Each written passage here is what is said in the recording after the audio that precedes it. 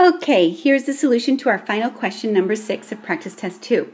So looking at the facts, we are given a piecewise linear, that's important, linear, from negative 2 pi to 4 pi, closed interval.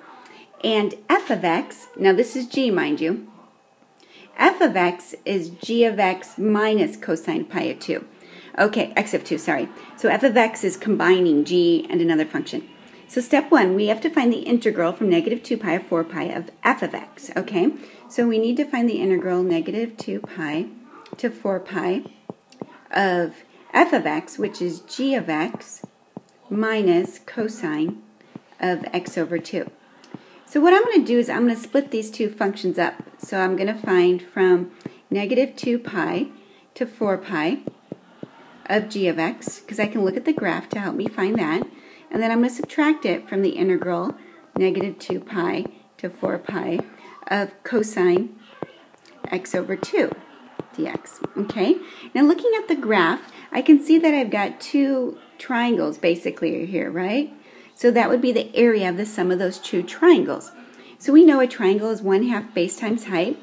So it's 1/2, and then the first base is 2 pi, and the height is 2 pi. Okay? Then add it to the second triangle. So it's 1/2, the base is 4 pi, and then the height is 2 pi. Okay? So if I continue with that mathematics, I'd get 2 pi squared plus 4 pi squared. So that would equal 6 pi squared. So that's the area under the curve for g of x.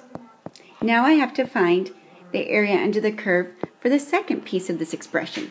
So let me give myself some space here. Okay. So if I erase this, here we go. So now I have to take the antiderivative of cosine x over 2. Well, we know the antiderivative of cosine is going to be sine, pen please come back, sine of x over 2. And remember, if in the antiderivative, whatever it's multiplying the x by, like I'm multiplying by 1/2, I would divide by 1/2. Well, dividing by 1/2 is the same as multiplying by 2. And then I have to evaluate it from negative 2 pi to 4 pi. So I get 2 sine 4 pi over 2 is 2 pi. Subtract it from 2 sine of negative pi. Well, this is nice because sine of 2 pi is 0, sine of negative pi is 0. So we end up going 6 pi squared minus 0. So the final result is 6 pi squared. Okay, now let's move on to part B. Okay, part B. So we have to find all x values in the open interval, so we don't have to worry about the endpoints, for which f has a critical point. So I'm going to do this. So we know that the f function is defined as g of x minus cosine of x over 2. Okay, and so we're going to take the derivative of this. Okay, f prime x equals g prime x. Now, what is the derivative of cosine? Well, derivative of cosine is negative sine, but since it's, so it'd be positive sine of x over 2. And then chain rule, you have to take the derivative of the inside function, which would be 1/2. So there's the derivative function of f. Now, critical points occur when the derivative is either equal to 0 or if it's undefined. Now, look at our graph of g of x and look at the derivative at 0. Notice we've got a corner going on there.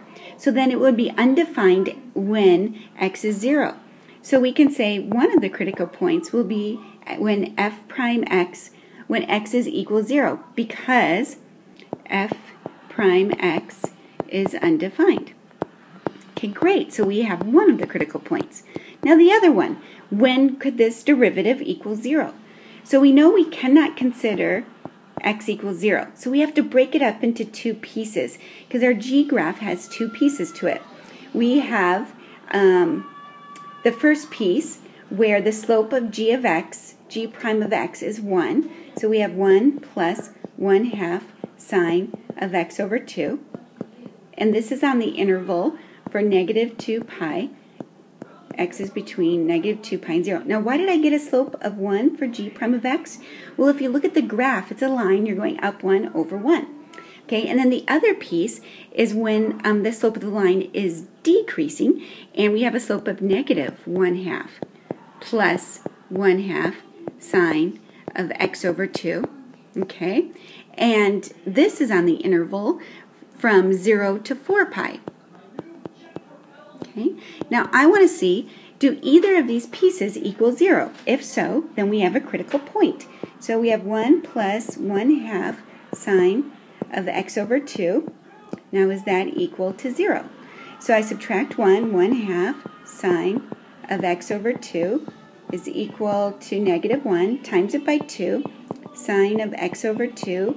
When is that equal to negative 2? Well, we know the sine graph is never equal to negative 2. The range is from a negative 1 to 1. So then this will not be a critical point. How about over here?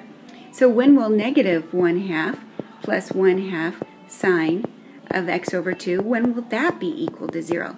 I add 1/2, so I get 1/2 sine of x over 2 is equal to 1/2, multiply by 2, sine of x over 2 is equal to 1. Okay, we're on to something here.